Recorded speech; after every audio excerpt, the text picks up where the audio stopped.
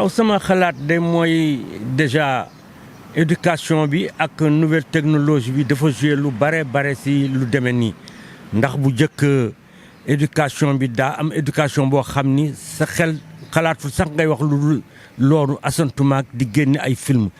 et technologie bi aussi ni mu avancé moo permettre aussi lu bare ba pare aussi je crois que les acteurs ne jouent pas un franc jeu dans la mesure où yow pour nga mën a neutraliser sa adversaire wala sa ennemi dafa am yeneen recours yooyu def pour mën ko neutraliser c'est-à-dire jéem ko xamal lu bon génne ko sur la place publique alors pour jéem ko neutraliser moi je pense que ni aussi loolu yëpp bu amee état bi déjà war na mënoon tey protéger képp ki nga xam ni dafay génn di wax par exemple réseaux sociaux yi defe naa y a une certaine liberté boo xam ne moo si am léegi ba ku nekk audio yaa ngi jàll finalement sax da ngay sonn si di déglu audio man histoire boobu je l'ai appris comme ça rek dans le temps parce que am na si yoo xam ne dootul intéressé nit ñi parce que affaire u Adji Sarr ak Sonko problème de mœurs yoo xam ne xëy na am na amul Dieu seul sait nanu bàyyi justice bi def son travail mais tenir la population en haleine si loo xam ni ça les intéresse pas il y a des priorités par rapport à tout ça par exemple tey jii dund gi ni mu méttee lekk gi ni mu méttee faju ni mu méttee ay éducation santé gis nañu grève yi mais loolu moo ëpp priorité ay affaire u Adji Sarr ak Sonko yooyu ça ne nous intéresse pas ñoom ñoo xam bu amee bu amul alors Fouta Tooro xaw ma tampi man sax dama koy dégg noonu rek aussi xaw ma ay audio yu nu génn la parce que finalement tu es dégoûté par ces scandales verbal et audiovisuels. mu mel ni dañ perte suñuy valeur. mais on les a perdus ça fait très longtemps kooku déjà xam nga déjà éducation moom laa commencé bu njëkk. école rek boo ko dee jàng boo gisee sa maître bés boo xam ne da nga waroon jàng sa leçon di ay jëkk sa classe ba daa risque sa leçon yi passé woon yëpp mais bu njëkk école day éduquer parents yi éduquer voisins yi éduquer bu njëkk du sa parent rek mais léegi ñemeetoo laal doomu jàmbur maître bi ñemeetul dóor xaleel yow population bi da ngay romb sa dëkkaale doomam di def su dul noonu ñeme woo ko wax waaw bul laal sama doom kenn mais loolu moo tax tey jii détérioration bi nga xam ni tey am na si valeurs yi loolu moo ko provoqué mais fekkoon bu njëkk tey jii am na si ñoo xam ne boo leen yeewoon wax leen ni Sénégal lii lay vivre actuellement dans le wax non moi je pense que ni il faut que éducation mi ñu seetaat ko est-ce que c'est pas trop tard par exemple quand tu prends un pays comme la Chine mais les gens sont éduqués sont très éduqués am na si dëkk yoo xam ne tey jii ay charia ñoo fa def bu sa portefeuille waddoon boo ñëwetee daa ko fa fekk mais léegi dañ lay agressé menacé la teg la paaka sa put nangu li nga yor état bi te yow tu ne peux pas faire justice tey boo jàppoon sàcc bu la def loolu nga dóor ko wala nga def ko dara ñu tëj la arrêté la mais finalement jusqu'à quand par exemple nag état bi bu jouewul rôle am population bi joué seen rôle moo tax léegi tey jii ñu def li mais je pense que y a un laisser-aller terrible au niveau de l'État. léegi papa loolu ban solution nga yaakaar ni moom nañ ci war a mën a andi. mais solution bi ñu si mën a indi mooy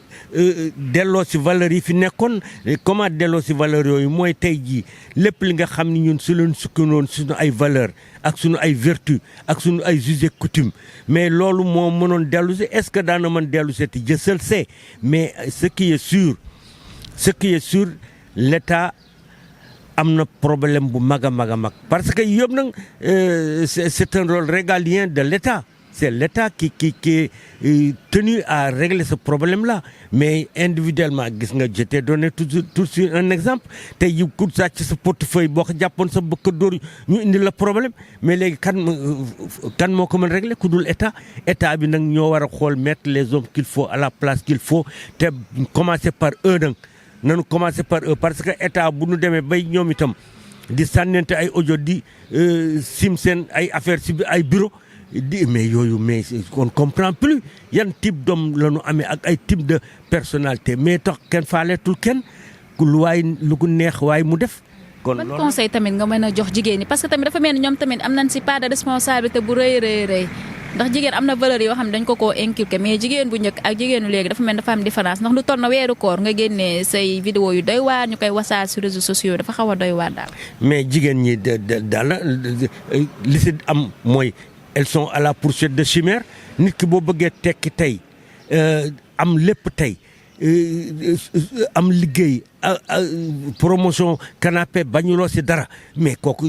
tu as perdu tes valeurs te jigéen dafa am li nga xam ne moo précieux yàlla moo ko jox jigéen xoolam wala waxam wala iiwam rek xajul si boppu góor kon nag dañuy wax bukki lu mu def bukki xamañ bonkal bu ko bukki dabee sa doxin bala am na yoo xam ni da ngay garder sa valeur am looy bañ am na fi ñoo xam ne tey jii amuñu liggéey defuñu dara mais ñuy garder seen dignité te yow nit koo xam ni fexe nga ba perdre sa valeur si kanamam doo la nga bëgg doo ko am ba pare doo si am dara tey jii problème mu Adji Sarr ak Sonko édifié na ñëpp même buñ ko dugal ay milliards yi jaratu ko ndax àdduna am na si yoo xam ni nit daf ko war moytu waaw nit ki boo wéetee goreel loolu moom mooy boo wéetulu ko goreel lépp loo xam ne tey jii sa ay parents yi defoon nañ ko si yow mais mën nga ko am ndax nit sàcc dafa yàkkamti sax waaye bu toogee wërsëgam dana ñëw li nga war a am ala kulli alin daa ko jot kon donc nit day am valeur surtout jigéen nag léegi moom takk jabar sax dafay xaw doy waar ndax tem gis naa benn jour bu nu génneel takk jabar temps yi ñuy wax xaw ma di génne ay Pape Alé Cissé tu vois mais on ne comprend plus xam nga dafa am loo xam ni dafa lay rattraper gis nga jigéen dafa wutee góor am na lu bare loo xam ni boo ko defee dafa lay rattraper surtout avec la nouvelle technologie là mais le VAR bi daf fi nekk léegi. mu mel ne boo yoratul lu bare rek mënatoo am jabar si réew mi. mais effectivement parce que mais nag xam nga tey jii sëriñ si ñoo ko waroon njëkk a commencé waaye sëriñ si ñoom itam seen ay doom dañuy seet seen ay taalibe yu am alal ñu jox leen ko mais duñu gis taalibe yi nga xam ni ñoom qui lui sont fidèles nekk seen wet toujours ñu xool ni ki war na am jabar ñu jox la ko ba léegi nag bu commencé si xoolal ma ban doomu sëriñ nga fi dégg muy seeg benn apprenti chauffeur wala chauffeur dégguloo ko milliardaire rek waaw kon nag donc am na si yoo xam te ñoom yàlla leen fi teg pour ñuy teg population bi si yoon fekkoon tey ji ñu ngi maye seen doom soxla woo dara ñu ñëw ngay taalibe ñu jox la mais léegi jigéen ñi loolu tax ñoom itam ñu bëgg tekki tey li ma la ko waxee sànq de si kaw bëgg tey am tabaxal sa yaay kër yóbbu ko màkk def si ay moo tax ñi ngi seeg ñëpp tubaab yu màggat yeeg jaaykatu drogue yeeg trafiquant yeeg yëpp c'est parce que dafa am valeur yu disparaître bëgg am tey tekki tey mënul ne c'est pas possible. lay jaajëfal bu baax papa di kontaan. waaw man tam maa ngi kontaan si yéen daal li ngeen def baax na parce que di wër di laaj lu xew si population bi ngeen di tase nag ñoo xam ne daanu mën di wax dëgg parce que am na ñoo xam ni dañu ragal waaw waaye nag yàlla moom dëgg surtout weeru koor gi en tout cas daal li may conseillé daal mooy jigéen ñi nañu delluwaat si démb am seen sutura bopp ndax ëllëg ak si biir lu ne def la mën rattraper waaw ok merci c'est gentil.